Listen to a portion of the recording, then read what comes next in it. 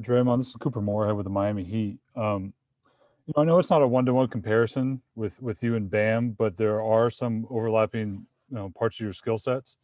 Just curious as to what do you see of yourself in Bam, and also what does it do for this team with so many elite playmakers to have two guys who can kind of play make off their abilities?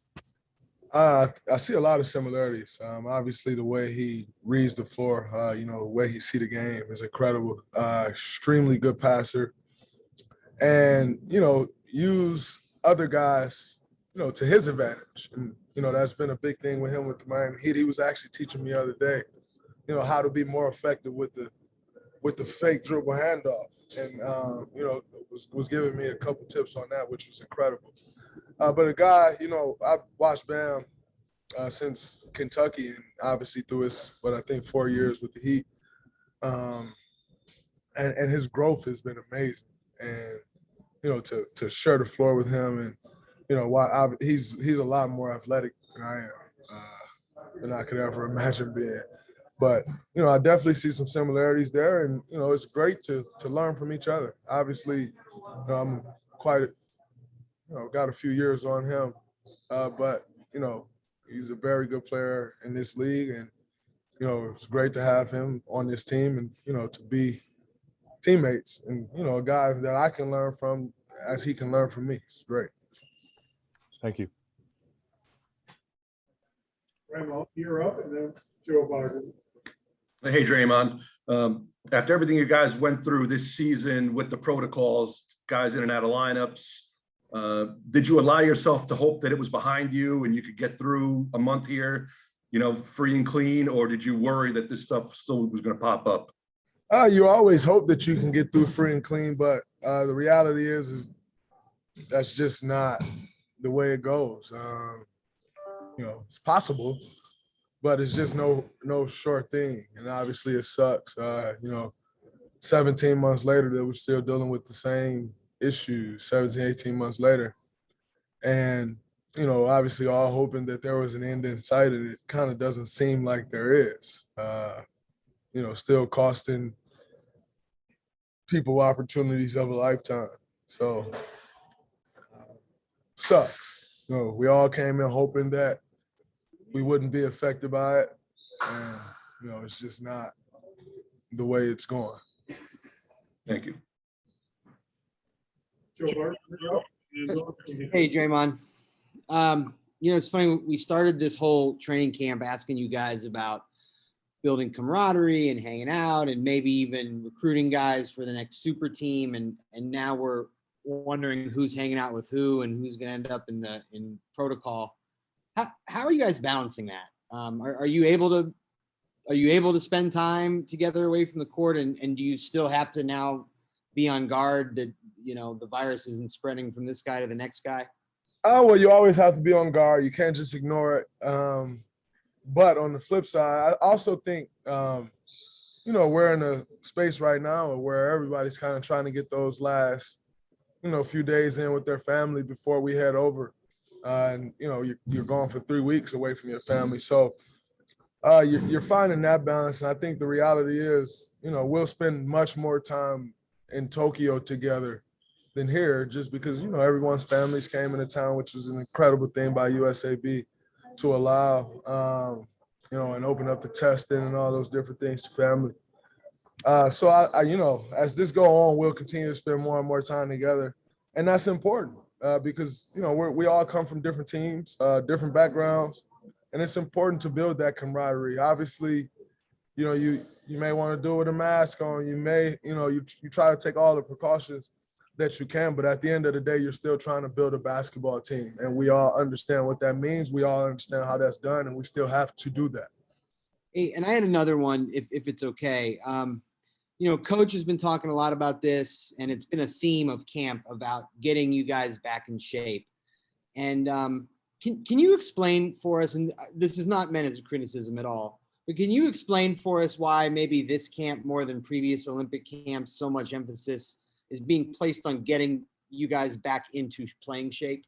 Well, it's a completely different year. Obviously, the season went much longer than it normally does. And so your routine that, most guys would normally take is all the way thrown off. For the most part, I think the earliest anyone finished was May 17th.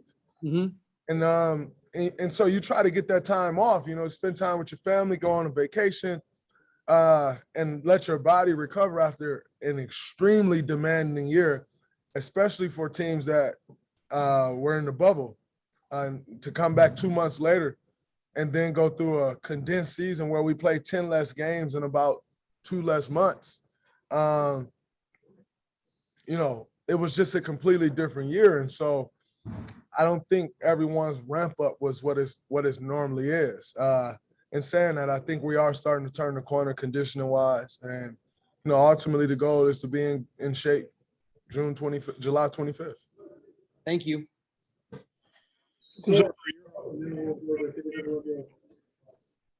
Hi, Draymond. You touched on the fact that this pandemic has taken so much from so many people, and as it pertains to sports and the NBA, people, have missed games, they've missed multiple games, but then you touched on like Bradley Beal, he's going to miss an experience of a lifetime. Just as a human being, how much do you feel for him?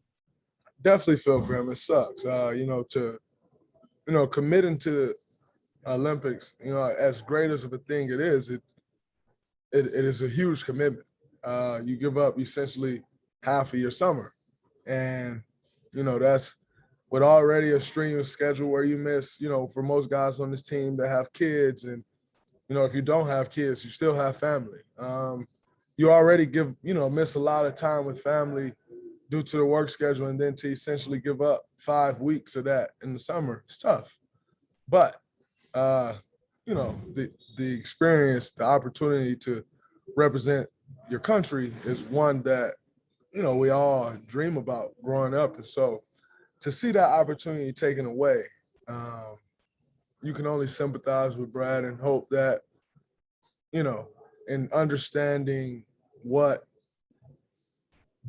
has taken place over the course of, like I said, the last 17, 18 months, that, if we can accomplish our ultimate goal, which is going out to win a gold medal, you'd hope he still gets that gold medal because he did make that commitment to this team and to this country.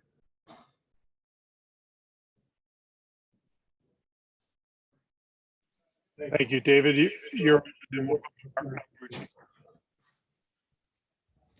Hey, Draymond, I was just wondering, at this point, obviously the stakes are pretty high with everything that you have to do in Tokyo, but at this point in your career, do these opportunities to be in these kinds of settings along other all-stars and superstars in the league, do they mean anything more to you? Is there any added significance at this specific point in your career, given your age? Well, I'm not that old. I just turned 31.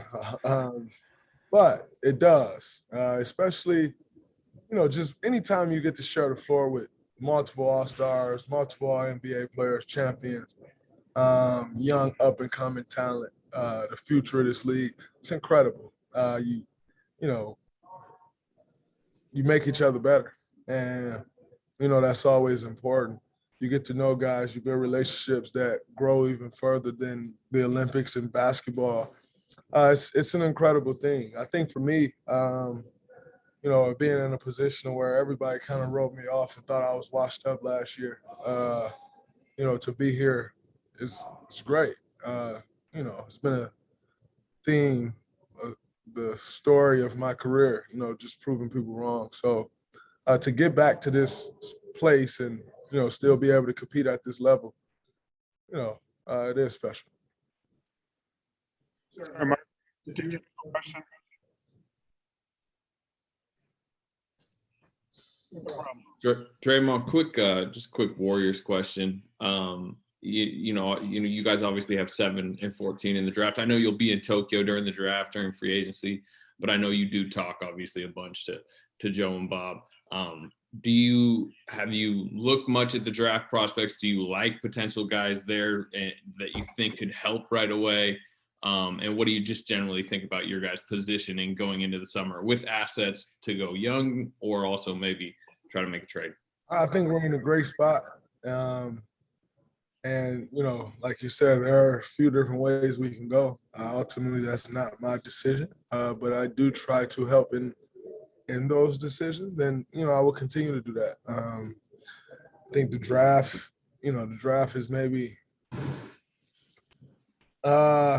I think we'll be 14 hours ahead or something like that. So, I'll do all I can to be on Zoom, or, if there's one positive out of the last year, we all discovered that, there's different ways to work and you can work from different places. So, I still plan on being involved as I've always been, making calls or whatever that is. I'm not sure if I can even talk about draft prospects. I got fined for tampering already. So, I don't really want to.